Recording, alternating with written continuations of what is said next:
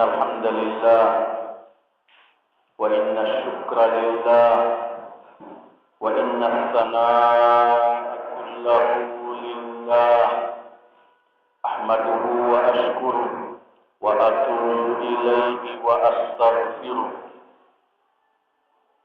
يا ربنا لك الحمد كما ينبغي لجلال وجهك الكريم وعظيم سلطانك يا ربنا لك الحمد حتى ترضى ولك الحمد إذا رضيت ولك الحمد بعد الرضا أشهد أن لا إله إلا الله الواحد الأحد الصمد الذي لم يلد ولم يولد ولم يكن له كفوا أحد وأشهد أن محمدا عبده ورسوله وصفيه وخليله وخيرته من خلقه أجمعين اللهم صل وسلم وبارك على هذا النبي الحبيب وعلى آله وصحبه ومن اهتدى بهديه واستنى بسنته ودعا بدعوته وجاهد بجهاده إلى يوم الدين أيها المؤمنون اعلموا أنني أوصي نفسي الخاطئة المذنبة وأوصيكم جميعا بتقوى الله وأحثكم على طاعته وطاعة رسوله لعلكم ترحمون قال الله تعالى في كتابه الحكيم أعوذ بالله السميع العليم من الشيطان الرجيم يا أيها الذين آمنوا اتقوا الله وكونوا مع الصادقين وقال الرسول الحبيب المصطفى الصادق المصدوق صلى الله عليه وسلم اتق الله حيثما كنت وأتبع السيئة الحسنة تمحها وخالق الناس بخلق حسن. Kaum muslimin dan muslimat jamaah Jumat yang kami doakan semoga kita semua senantiasa dirahmati oleh Allah Subhanahu wa taala. Di awal ibadah Jumat ini, mari kita ikhlaskan niat kita agar ibadah kita ini diterima dan diberkati oleh Allah Subhanahu wa taala. Mari kita hayati ibadah Jumat ini mendatangkan pahala bagi kita sebanyak dan sebesar pahala berkurban untuk Allah Subhanahu wa taala. Salawat dan salam kita ucapkan untuk Nabi kita, teladan kita, kekasih kita, pemimpin kita, Nabi Muhammad sallallahu alaihi wasallam. Kita hayati salawat kita sebagai perwujudan terima kasih kita kepada Nabi Muhammad sallallahu alaihi wasallam.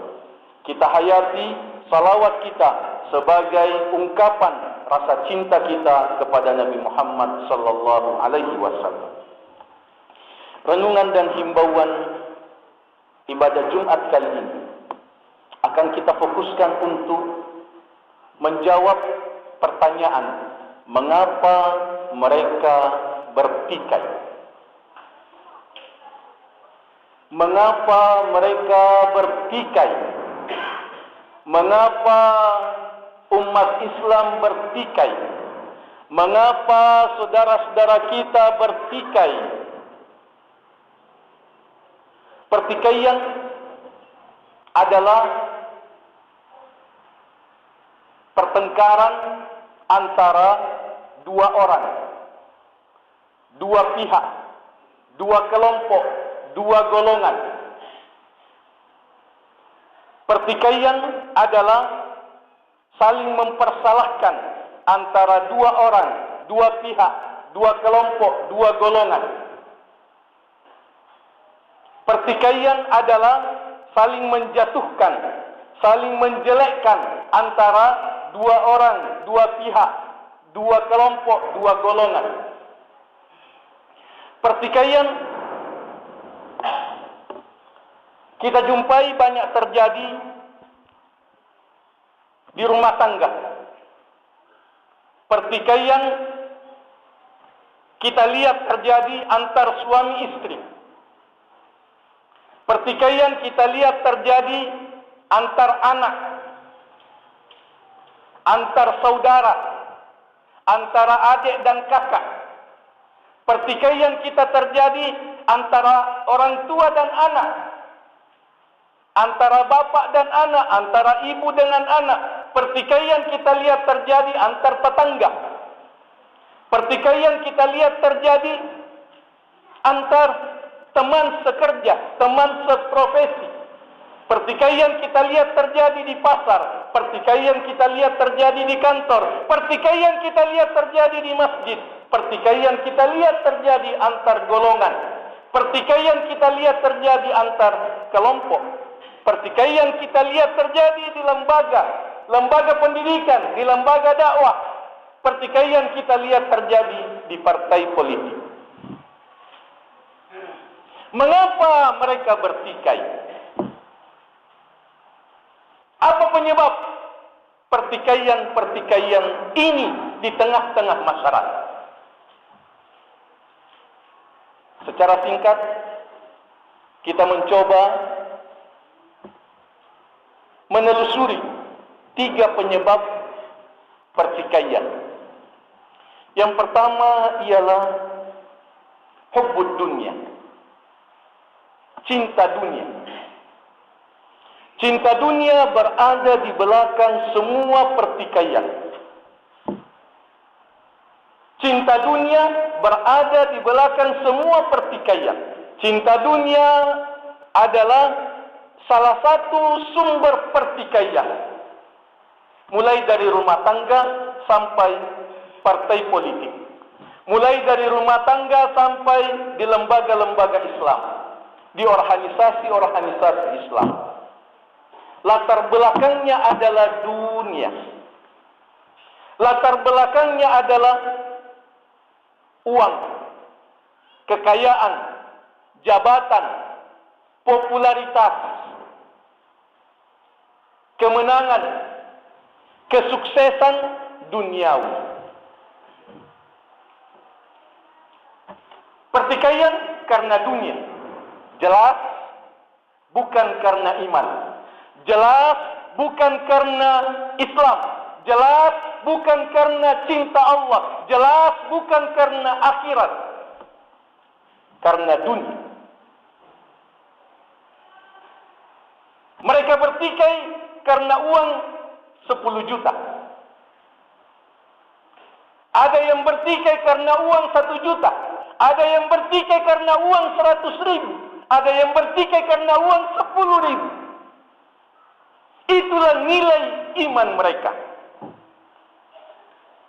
Berarti imannya bernilai 10.000. Kenapa? Karena ia bertikai karena uang 10.000. Sekiranya imannya mulia, imannya kuat, dia tidak bertikai karena uang 10 juta, karena uang 100 juta, karena uang 1 miliar. Kenapa? Karena imannya jauh lebih mahal dari itu. Ada yang bertikai karena sejengkal tanah. Ada yang bertikai karena 1 pohon cengkeh.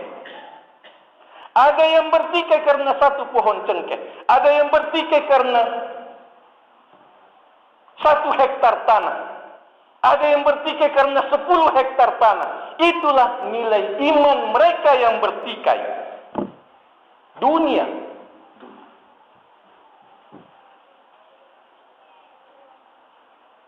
Ada yang bertikai karena jabatan kepala desa. Dan bukan dia calon kepala desa, tapi dia adalah pendukung kepala desa. Karena calonnya kalah. Ada yang bertikai karena jabatan di atas kepala desa, bupati. Ada yang bertikai karena jabatan di atas bupati, gubernur. Itulah nilai iman mereka. Dan sekali lagi, yang aneh dan yang miris, yang menyedihkan adalah yang bertikai bukan calon pejabatnya, akan tetapi pendukung dari calon pejabat tertentu. Menyedihkan. Dan Akar pertikaian adalah hubbud dunia, cinta dunia.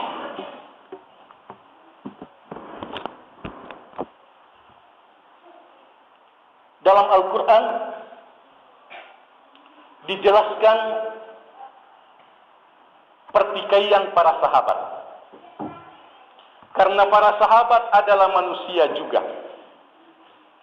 Dalam Al-Quran diabadikan untuk menjadi pelajaran dalam satu perang besar, perang kedua terbesar yang dipimpin oleh Rasulullah sallallahu alaihi wasallam, perang Uhud, yang terjadi pada tahun ketiga Hijriah. Perang Uhud. Rasul sallallahu alaihi wasallam telah menempatkan 50 pemanah ulung, sniper ulung di atas bukit untuk memanah pasukan kafir yang datang, dipanah dari atas. Rasul menempatkan 50 pemanah ulung di atas, sniper ulung yang sudah berpengalaman. Dan itu membuat pasukan kafir Quraisy Makkah yang menyerang Nabi sallallahu alaihi wasallam kocar-kacir. Lalu umat Islam menang. Umat Islam menang ketika itu. Pada saat itu. Karena pasukan pemanah dari atas yang sangat gencar sekali memanah, pasukan kafir jadinya mundur. Lalu mereka di atas melihat teman-temannya para sahabat mengumpulkan harta rampasan. Dulu orang kafir berperang membawa semua perhiasan, membawa semua emas yang mereka miliki, semua harta benda yang mereka miliki yang bisa dibawa semua dalam peperangan. Karena itu menjadi motivasi untuk menang. Menjadi motivasi untuk menang, bahwa kalau saya mati ini diambil oleh musuhku, Jadi dibawa semua itu emas-emas. Jadi harta rampasan perang itu bukan hanya pedang, tombak, kuda, onta, tidak, akan tetapi emas yang dibawa oleh pasukan kafir. Pada saat umat Islam menang, orang kafir sudah mundur, para sahabat yang ada di bawah mengumpulkan harta rampasan. Yang di atas ada yang mengatakan, kalau kita tidak turun, kita tidak dapat bagian. Lalu sebagian mengatakan minta izin pada pimpinan sniper, pasukan sniper di atas, bahwa saya mau turun karena kita sudah menang. Pimpinannya tidak mengizinkan. Beliau mengatakan, ingat pesan Rasulullah sallallahu alaihi wasallam, kalah atau menang kita tidak boleh meninggalkan bukit ini. Kalah atau menang kita tidak boleh meninggalkan bukit ini. Al-Quran mengabadikan, minkum may yuridud dunya wa minkum may yuridul akhirah. Ketika itu di antara kamu, wahai pasukan pemanah, ada yang menginginkan dunia, dan di antara kamu ada yang menginginkan akhirat. Sebagian besar dari 50 itu turun ke bawah untuk ikut mengambil harta rampasan. Khalid bin Walid ketika itu masih kafir, panglima pasukan kafir, melihat bahwa bukit di atas sudah kosong. Beliau memutar kurang lebih 5 kilometer, memutar mengelilingi bukit Uhud untuk datang dari belakang, lalu naik ke atas ke Jabal Rumah namanya, itu bukit pemanah, naik ke atas lalu membunuh yang masih ada di atas. Ada beberapa orang tinggal, yang lainnya sudah turun. Lalu kemudian bukit pemanah itu dikuasai oleh orang kafir ketika itu, dipimpin oleh Khalid bin Walid. Lalu dari atas terbalik orang kafir yang memanah umat Islam yang sedang mengumpulkan emas-emas yang ada di bawah. Ketika itu umat Islam kalah.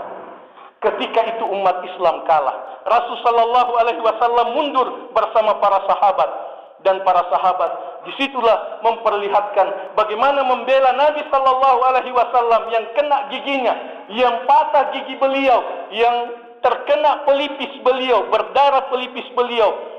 Beliau Shallallahu Alaihi Wasallam dibentengi oleh dada-dada para sahabat untuk menerima panah, tombak di depan Nabi Shallallahu Alaihi Wasallam. Berlapis-lapis para sahabat syahid satu persatu di depan Nabi Shallallahu Alaihi Wasallam. Itu terjadi di perang Uhud. 70 para sahabat yang syahid pada perang Uhud. Ketika itu umat Islam kalah. Walaupun sebenarnya tidak kalah total, oleh karena Rasulullah Shallallahu Alaihi Wasallam masih hidup dan para sahabat juga masih menyelamatkan diri. Akan tetapi pelajaran yang diambil dari situ bahwa kekalahan umat Islam dengan banyaknya syuhada yang gugur ketika itu karena minkum mayyuridu dunya, sebagian di antara kamu ada yang menginginkan dunia. Penyebab pertikaian yang kedua ialah hati yang kotor. Hati yang kotor, hati yang sakit, al-qulubul maridah, hati yang sakit menjadi penyebab pertikaian. Hati yang sakit ialah hati yang hasad. Hati yang hasad, hati yang iri hati. Hati yang iri hati kepada orang lain, membenci orang yang mendapatkan nikmat. Itu yang menjadi penyebab pertikaian. Penyebab kedua pertikaian karena ada hasad di hati. Makanya Rasulullah Shallallahu Alaihi Wasallam bersabda, la tahasadu, janganlah kamu saling hasad, janganlah kamu saling iri hati antara satu dengan yang lain. Iri hati terjadi antar sahabat, iri hati terjadi antar tetangga, iri hati terjadi antar teman seprofesi, sepekerjaan. Iri hati terjadi di mana-mana. Hasad ini sangat berbahaya. Dabba alaikum da'ul umam. Telah tersebar di antara kamu penyakit umat-umat sebelum kamu. Al-hasad. Hasad. Penyakit hasad. Penyakit yang telah menghancurkan umat-umat sebelum kita, dan itu tersebar di kalangan umat Muhammad sallallahu alaihi wasallam. Seringkali terjadi pertumpahan darah, peperangan karena hasad. Ada 2 pondok pesantren beberapa tahun yang lalu yang dipimpin oleh 2 orang wanita bersaudara. Wanita kiai disebut nyai. Itu wanita kiai, anak dan cucu dari kiai. Dan dia memimpin pesantren. 2 pesantren, dua-duanya bersaudara, saling berperang. 2 pesantren berperang yang dipimpin oleh 2 orang bersaudara, dan ada yang meninggal, ada yang wafat ketika itu. Itu terjadi di Nusa Tenggara Barat, di Lombok. Nauzubillah. Penyebabnya apa? Karena hasad. Dan para ulama menjelaskan bahwa penyakitnya ulama adalah hasad. Penyakitnya ulama adalah hasad. Penyakitnya orang yang berilmu adalah hasad. Sehingga sejak dulu terjadi hasad antar para ulama, hasad antar orang yang berilmu. Dan ini yang sangat berbahaya, oleh karena penyakit itu ditularkan kepada murid-muridnya, ditularkan kepada para pengikutnya yang ikut-ikutan saling membenci antara satu dengan yang lain. Yang ketiga ialah akhlak yang jelek. Penyebab pertikaian adalah akhlak yang jelek. Sesungguhnya kita bisa berbeda. Tidak mesti kita bersama-sama dalam satu lembaga. Tidak mesti kita bersama-sama dalam satu masjid. Kita bisa berbeda, beda organisasi. Kita bisa berbeda pelaksanaan ibadah. Kita bisa berbeda pelaksanaan ibadah selama masing-masing mempunyai dalil dari Rasulullah sallallahu alaihi wasallam. Kita bisa berbeda wadah perjuangan, akan tetapi kita tidak boleh saling membenci. Kita tidak boleh saling membenci. Kita tidak boleh saling menjelekkan. Kita tidak boleh saling menjatuhkan. Bahkan tidak boleh, dalam bahasa Arab disebut syamata. Tidak boleh merasa senang kalau ada musibah yang menimpa saudara kita, walaupun dia dari lembaga yang lain, dari organisasi yang lain, dari kelompok yang lain yang berbeda dengan kita. Tidak boleh ada perasaan senang atas musibah yang menimpa saudara kita, karena ia adalah saudara kita walaupun tidak bersama kita. Tapi yang terjadi adalah akhlak yang jelek, akhlak yang buruk, bahwa kalau kita tidak bersama-sama berarti musuhku. Kalau tidak bersama saya berarti musuhku. Itu kekeliruan. Itu kekeliruan. Lalu kalau musuh berarti boleh kita gibah, boleh kita jelek-jelekkan, boleh kita sebarkan aibnya, boleh kita maki-maki. Itulah yang keliru, itulah yang salah. Padahal kita tidak boleh saling menjelekkan, tidak boleh saling menjatuhkan antara satu dengan yang lain, selama kita masih berada di jalan yang benar. Berbeda dengan orang kafir, berbeda dengan aliran yang sesat, berbeda dengan golongan yang di luar Islam, itu tidak sama. Selama kita masih tetap muslim, selama kita masih tetap dalam koridor pemahaman yang benar tentang ajaran Islam, kita wajib mengamalkan akhlak mulia antara satu dengan yang lain. Fabima rahmatin minallahi linta lahum walau kunta faddan ghalizal qalbi lam faddu min hawlik. Karena rahmat dari Tuhanmu Muhammad, niscaya engkau lemah lembut kepada mereka. Sekiranya engkau kasar dan keras hati kepada mereka, niscaya mereka pasti lari menjauhimu. Fa'fu anhum wastaghfir lahum. Maafkan mereka dan mintakan ampunan kepada Allah untuk mereka. Wasyawirhum fil amr. Bermusyawarahlah kamu dengan mereka dalam urusan-urusan penting. Fa idza azamta fatawakkal 'ala Allah. Setelah engkau mengambil keputusan, bertawakkallah kamu kepada Allah. Itu dalam surah Ali Imran ayat 159. Itulah tiga sumber pertikaian yang umum terjadi di tengah-tengah masyarakat, yang semestinya kita waspadai, semestinya kita hindari, semestinya kita jauhi, agar supaya kita tidak termasuk orang yang bertikai. Yang pertama adalah cinta dunia, yang kedua adalah hati yang kotor, hati yang sakit, dan yang ketiga adalah akhlak yang jelek. Semoga Allah Subhanahu wa taala menjauhkan kita dari penyebab-penyebab pertikaian, dan semoga Allah senantiasa menuntun kita untuk senantiasa berada di jalan Allah Subhanahu wa taala sampai kita menghadap Allah dalam keadaan dirahmati oleh Allah Subhanahu wa taala. Demikian renungan dan himbauan Jumat kali ini. Semoga diberkati oleh Allah Subhanahu wa taala. Semoga kita amalkan dalam kehidupan keseharian kita. Aqulu qouli hadza wa astaghfirullah li wa lakum fastaghfiruhu wa tubu ilaihi innahu huwal ghafurur rahim.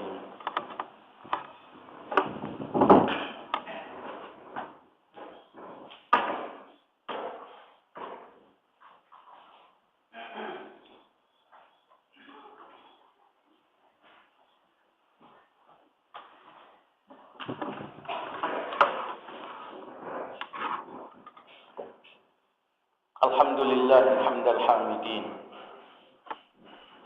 wa syukru lahu syukras syakirin ahmaduhu wa ashkuruh wa atubu ilaihi wa astaghfiruh. Ashhadu an la ilaha illallah wahdahu la syarika lah wa ashhadu anna Muhammadan abduhu wa rasuluh. Allahumma salli ala Muhammad wa ala ali Muhammad kama sallaita ala Ibrahim wa ala ali Ibrahim innaka Hamidum Majid. وبارك على محمد وعلى آل محمد كما باركت على إبراهيم وعلى آل إبراهيم إنك حميد مجيد. Para jemaah sekalian yang semoga dirahmati oleh Allah Subhanahu wa taala.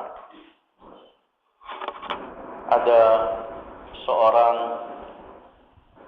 motivator ulum berdarah Bugis, berkewarganegaraan Saudi Arabia, lahir di Amerika. Beliau telah menjadi motivator terkenal di dunia saat ini.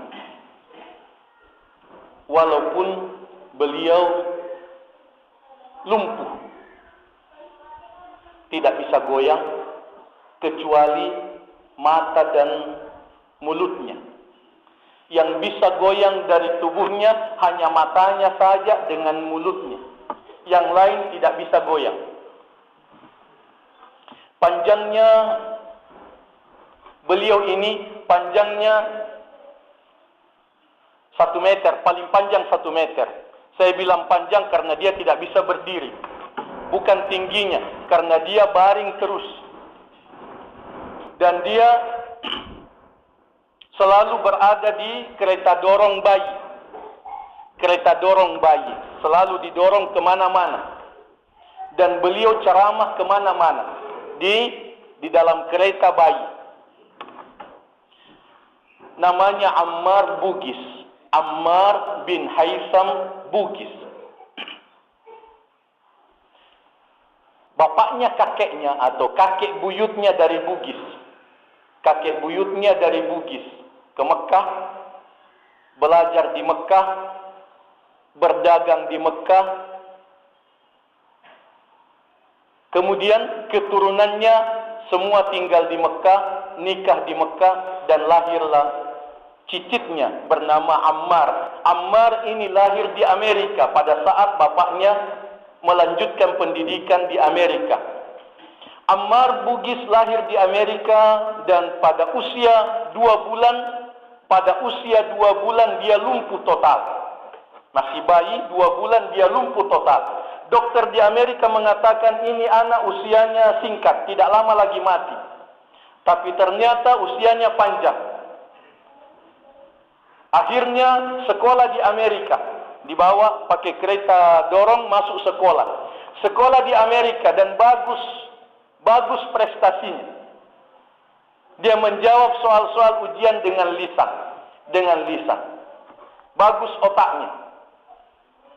Kemudian kembali ke Saudi Arabia. Setelah bapaknya menyelesaikan pendidikan, kembali ke Saudi Arabia di Jeddah.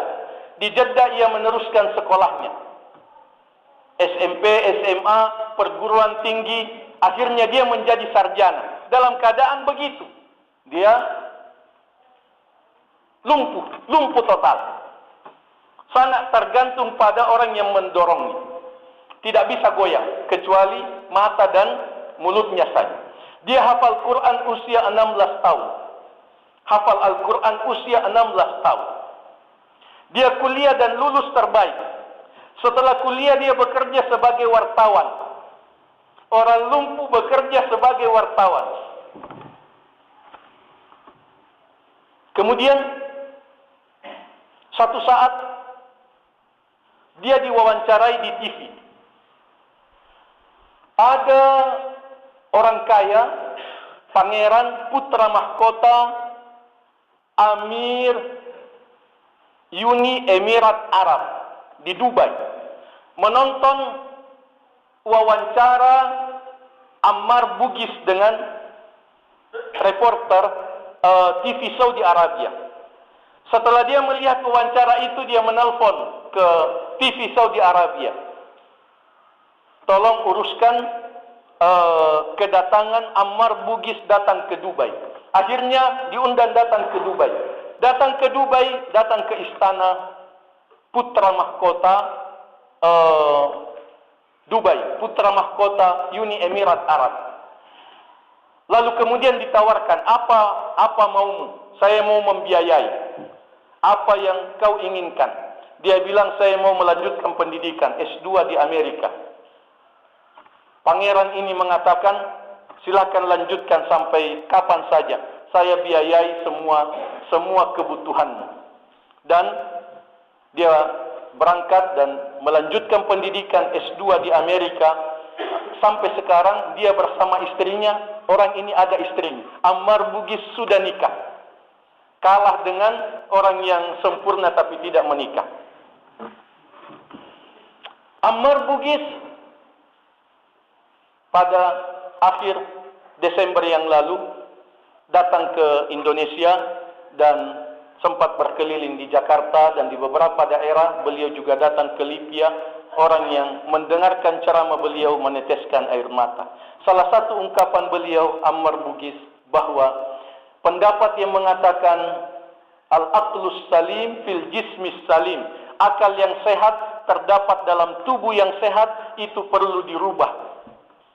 Akal yang sehat tidak selamanya terdapat pada tubuh yang sehat. Bisa saja tubuh sakit tapi akalnya bagus. Akalnya bagus. Akal yang sehat tidak selamanya terdapat pada tubuh yang sehat. Sayalah contohnya, begitu kata beliau. Beliau adalah motivator ulung, keliling dunia, diundang kemana-mana untuk memberikan motivasi kepada orang-orang yang sempurna seperti kita. Akan tetapi kita belum banyak berbuat seperti beliau.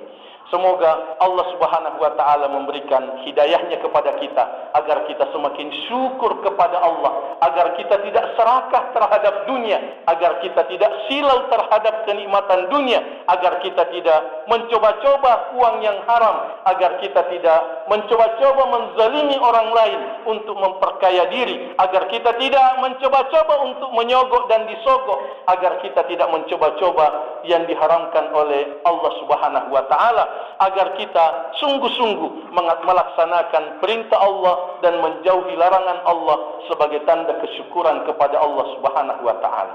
Mari kita berdoa kepada Allah, semoga Allah berkenan untuk mengabulkan doa-doa kita. A'udzubillahi minasyaitonirrajim. Bismillahirrahmanirrahim. Alhamdulillahi rabbil alamin. Wassalatu wassalamu ala asyrafil mursalin nabiyina Muhammadin wa ala alihi wa sahbihi ajma'in. Allahumma inna nas'aluka bi annana nashhadu bi annaka antallah la ilaha illa antal ahadus samad alladzi lam yalid wa lam yulad wa lam yakul lahu kufuwan ahad. Allahumma inna nas'aluka bi asma'ikal husna wa sifatikal ula. Allahumma inna nas'aluka bismikal a'zam alladzi idza du'ita bihi ajabta wa idza su'ilta bihi a'tait. Allahumma ya hayyu ya qayyum ya dzal jalali wal ikram bi rahmatika nastaghits. Allahumma aslih lana syu'unana kullaha wa la takilna ila anfusina tarfata 'ain wa la aqalla min dzalik. Allahumma ighfir lil muslimina wal muslimat wal mu'minina wal mu'minat al ahya'i minhum wal amwat innaka sami'un qaribun mujibud da'awat wa qadil hajat. Allahumma inna nas'aluka an taghfira wa tarhama walidana wa shaykhana wa ustadana Ahmad Marzuki Hasan. Allahumma ighfir lahu warhamhu wa'afihi wa'fu anhu wa akrim nuzulahu wasi' mudkhalahu wa askinhu fasiha jannatik bi rahmatika ya arhamar rahimin. Allahumma inna nas'aluka an tansura ikhwanana al-mujahidin alladhina yujahiduna fi sabilika fi kulli makan. Allahumma harrir masjid al-aqsa. Allahumma ansur ikhwanana al-mujahidin fi Filistin, fi Afghanistan, fi Suriah, في ميانمار وفي جميع بقاع الأرض برحمتك يا أرحم الراحمين. اللهم إنا نسألك ألا تدع فينا ذنبا إلا غفرته ولا عيبا إلا سترته ولا هما إلا فرجته ولا دينا إلا قضيته ولا مريضا إلا شفيته ولا حاجة لنا من حوائج الدنيا والآخرة هي لك رضا ولنا فيها صلاح إلا قضيتها وأنتنا على قضائها ويسرتها وباركت فيها برحمتك يا أرحم الراحمين. اللهم هذا دعاؤنا ومنك الإجابة إنك قلت وقولك الحق ادعوني أستجب لكم فاستجب دعاءنا يا رحمن. ربنا آتنا في الدنيا حسنة وفي الآخرة حسنة وقنا عذاب النار. اللهم آمين. صلى الله وسلم وبارك على نبينا محمد وعلى آله وصحبه أجمعين. سبحان ربك رب العزة عما يصفون وسلام على المرسلين والحمد لله رب العالمين. وأقم الصلاة.